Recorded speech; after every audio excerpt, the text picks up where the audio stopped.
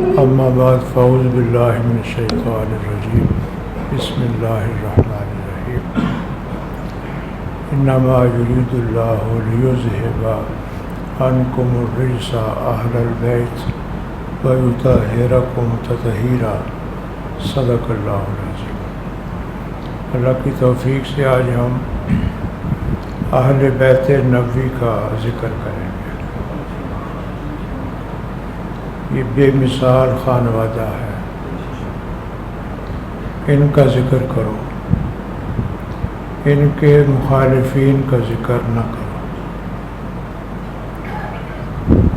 اہل بیت کا ذکر کرو، جو اہل بیت کے مخالفین ہیں کسی سطح پر بھی ان کا تذکرہ نہیں کرنا، ورنہ خیر سے محرومی ہو جاتی ہے۔ ہمارے بزرگوں کا، اسلاف کا، جنہیں آپ اہل سنت کہتے ہیں، ان کا طریقہ یہ ہے کہ وہ اہل بیت کے چرچے کرتے ہیں، اہل بیت کے جلسے کرتے ہیں، اہل بیت کے پروگرام کرتے ہیں، لیکن ان کے مخالفین کے تذکرے کم کرتے ہیں۔ کبھی دفاع کی ضرورت ہو گئی تو پورا کر لیا، ورنہ نہ۔ مساجد کے نام انہوں نے اہل بیت کے نام پر ہی رکھے، بچوں کے نام بھی اہل بیت کے نام پر ہی رکھے۔ مخالفین کے نام پر کسی نے، یہ ہمارے دور میں جہالت شروع ہوئی، اور ایسے لوگ، اچھی صحبت میں بیٹھا کرو، بری صحبت میں بیٹھنے سے لوگ برباد ہو جاتے ہیں۔ میں سنی سنائیوں پر نہیں جاتا، ہمارے ایک درس قرآن میں ایک آدمی آتا تھا، نعت پڑھتا تھا،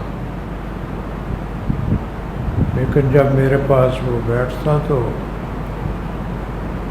میں محسوس کرتا کہ اس کا سینہ حضور کی محبت سے خالی ہے۔ اس کی وجہ یہ کہ وہ جب بھی اہل بیت کا ذکر کرتا، ان پہ تنقید کرتا۔ اہل بیت کا جب میں اسے ناراض نہیں ہوا، جھڑکا نہیں، وہ ہاں میں ہاں بھی نہیں ملاتا، میرا ذہن تھا کہ یہ قریب آئے گا۔ وہ صحبت بدلتی ہے نا، جو کسی طرح یہ قریب آئے، تو میں اس کے منہ سے جو کلمات سنتا، میں آپ کو کیا سناؤں۔ بس وہ یہاں تک چلا گیا، سیدہ سلام اللہ علیہا کا نام لے کر اس نے کہا کہ ان کا اسلام کے حوالے سے کیا کردار ہے۔ تو میں نے سوچا یہ برباد ہو چکا ہے، اس کی نعتیں کیا کریں گے، یہ برباد ہو چکا۔ تو نا شیطان ہے، وہ طریقے سے معروم کرتا ہے۔ اور ہمارے اہل سنت کے لوگوں نے کہا جی مسجدوں کے نام رکھو، بچوں کے نام رکھو، اولاد کے نام رکھو، فلاں کے نام۔ میں آپ کو بالکل واضح، یعنی ایسی مجھے شک نہیں،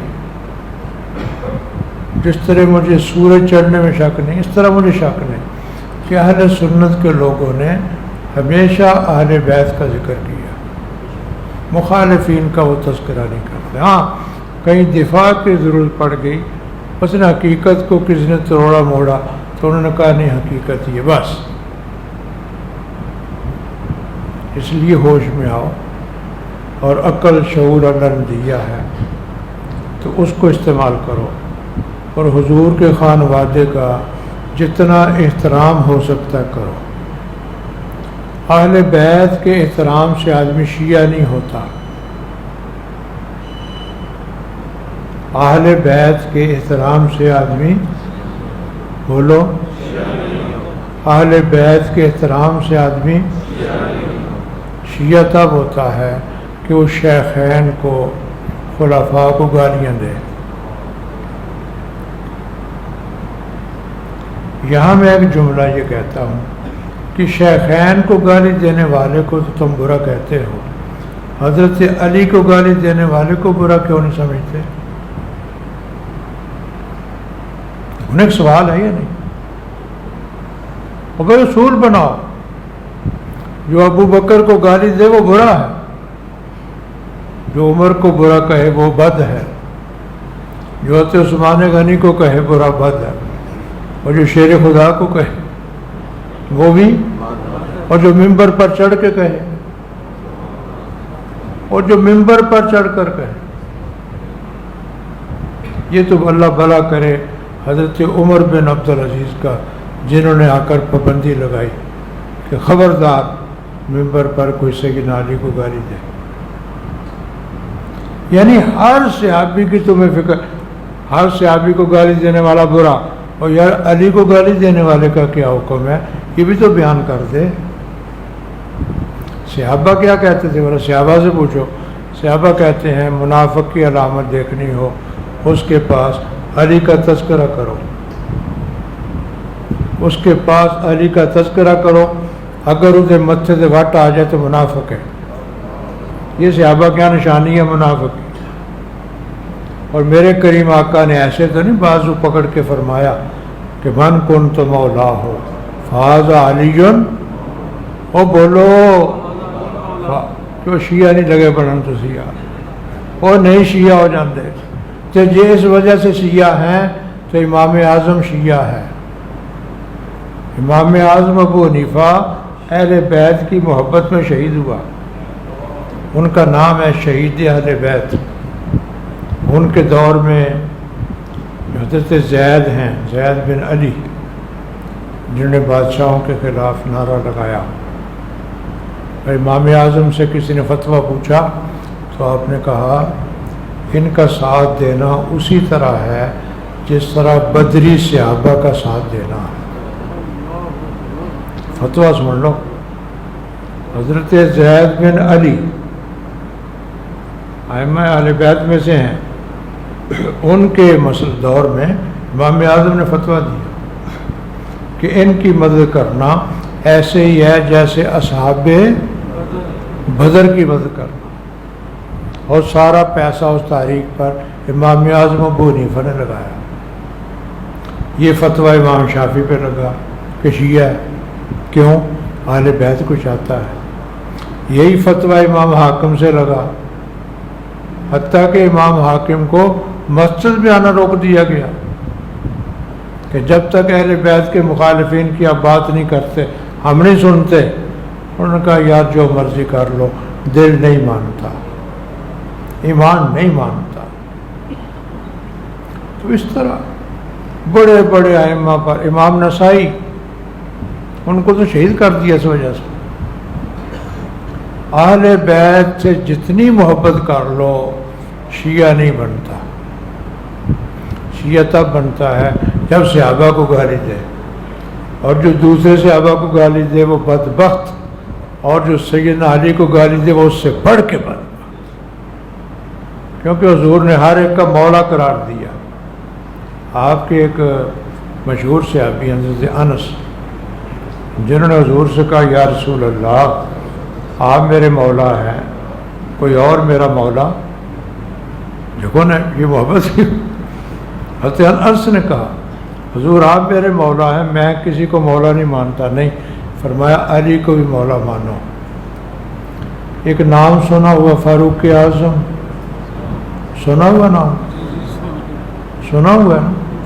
فاروق حضرت عمر فاروق اعظم حاضر ہوئے، علی مبارک ہو تو سب اہل ایمان کا مولا ہے، اور تو میرا بھی مولا ہے، تو میرا بھی مولا ہے۔ ہم بھی کہتے ہیں شکر ہے کہ علی ہمارا مولا ہے۔ تو برسر ممبر کئی عرصہ تک سیدنا علی کو گالیاں بکتے رہے لوگ یار، اور ان کے ہم تعریف کر رہے ہیں۔ تو ہمیشہ میری یہ نصیحت ہے، یاد رکھو، ذکر اہل بیت کرو، مخالفین کے بارے میں کوئی جلسے نہیں کرنا، کوئی جلوس نہیں کرنا، کوئی پروگرام نہیں کرنا، کسی بچے کا نام نہیں رکھنا، کسی مسجد کا نام، ورنہ خیر سے محروم ہو جاؤ۔ اور ولیاں کی طرف کن نہ کرو. حضرت علی کون ہے؟ ولایت تقسیم کرنے والے. وہ یہ خانوادہ ہے.